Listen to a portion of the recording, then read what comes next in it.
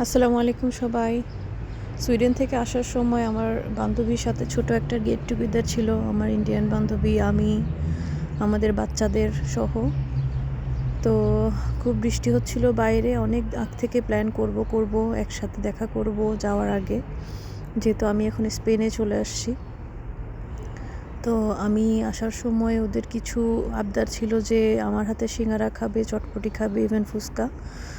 এগুলো রেডি করতে করতে প্রায় টাইম লেগে গিয়েছিল, আমার কাজ ছিল ওই দিন। তো কাজ থেকে এসে এগুলো প্রিপেয়ার করে আবার আসা, আর বৃষ্টির তো কোনো কুলকিনারা নাই, কেন জানি ঝুম বৃষ্টি হচ্ছিল বাইরে হঠাৎ করেই। তো আমার আগে আমার বান্ধবীরা সবাই এসে হাজির। এরপর টুকটাক সামান্য বকাঝকা খেলাম ওদের হাতে, কেন আমার লেট হলো। এরপর বাচ্চাদের আমরা খাওয়া শুরু করি, কারণ ওরা আমাদের জন্য অনেক অনেক ওয়েট করতেছিল। আমার বেবিদের জন্য, ওর বেবিরা অনেক এক্সাইটেড ছিল যে কখন আসবে তাইবা। আমার বান্ধবীরা ইভেন, আমি ছাতা ধরবো না, ব্যাগ ধরবো না, ওদের বা বেবিদের সামাল দিব, আমি ওদের কলই পিক করতে পারতেছিলাম না। তো যাই হোক, বৃষ্টিতে ভিজে আসছি ওদের বাসায়। এরপর আবার ড্রেস চেঞ্জ করলাম, আবার এসেই খাবার টেবিলে দুইজন বসায় দিল। তো আমরা আমাদের সিঙ্গারা, বৃষ্টির দিনে সিঙ্গারা চা খুবই মজা লাগে। আবার আমার ফুচকা ছিল, চটপটি ছিল।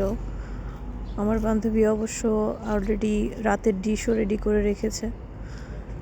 তারপর খাওয়া দাওয়ার পর্ব চলতেছে বেবিদের, এই যে।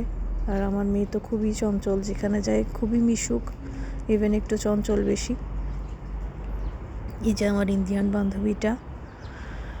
তো ওদেরকে অনেক মিস করতেছি, যদিও এটা অনেক আগের ভিডিও ছিল। ভয়েস ওভার দেওয়ার সময় আমার আসলে মনটা খুব কেঁপে উঠতেছিল যে কখন তোদের সাথে আবার দেখা করব। অবশ্য আমি যে গিয়ে দেখা করার সেই অপরচুনিটি আমার আছে এখনও, কিন্তু এখন যাব না। ওদের সাথে ভিডিও কলে কথা হয়।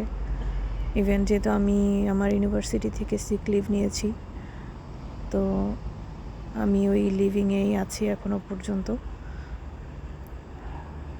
ওরাও আসবে হয়তো আমার সাথে দেখা করতে। ইভেন আমিও রিসেন্টলি আর যাওয়ার কোনো প্রোগ্রাম নাই, এসে আবার এক সপ্তাহের মধ্যে আবার গিয়েছিলাম, কারণ আমার কিছু ব্যাগেজ রয়ে গিয়েছিল, ওগুলো পিক করতে আবার যাওয়া হয়েছিল সুইডেনে। তারপর এখন এই যে বাচ্চাদের খেলাধুলা চলতেছে, কারণ ওর বাচ্চারাও অনেক মিশুক, যদিও আমার ছেলেটা একটু চুপচাপ, ওর বড় মেয়েটাও একটু চুপচাপ থাকে, তাই ওরা একপাশে বসে নাস্তা করতেছে। আর ছোট দুইজনকে কোনোভাবেই কন্ট্রোল করা যাচ্ছিল না। তারপর ওর হাজব্যান্ডকে আজকে বাইরে ছুটি দিয়ে দিয়েছে বৃষ্টির মধ্যে, বলছে তুমি তোমার ফ্রেন্ডদেরকে নিয়ে, আজকে তোমার টাইম দিলাম, আজকে তোমাকে তোমার ফ্রেন্ডদেরকে নিয়ে ঘুরতে বের হয়ে যাও। আমরা অনেকক্ষণই ছিলাম, প্রায় রাতের খাওয়া দাওয়া শেষ করে প্রায় রাত 11টা হয়ে গিয়েছে আমার বাসায় আসতে আসতে।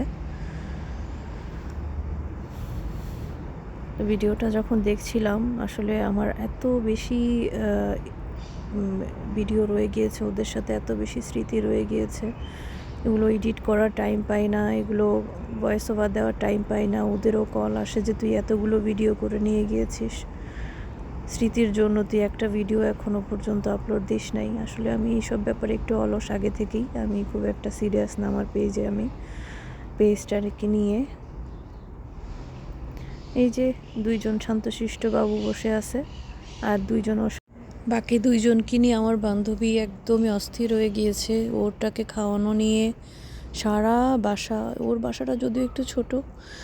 এই যে আমার বান্ধবী রাতের ডিশ রেডি অলরেডি, কিছু কিছু আগে প্রিপেয়ার করে রেখেছিল। এখানে ছিল হচ্ছে পোলাও, বাসমতি চালের পোলাও, এখানে হচ্ছে খাসি, যেহেতু আমার ওই যে লাম, আসলেই বিদেশে তো আসলে খাসিটা পাওয়া যায় না, লামই আছে। তা ইন্ডিয়ান বান্ধবী যদিও বিফ পছন্দ করে না, এখানে আবার চিকেন কারি করেছে বেবিদের জন্য, আর ডিম করেছিল। ডিম অল্পই করতে বলছি, কারণ আমার বেবিটা ডিম খায়। এখানেই শেষ, টাটা।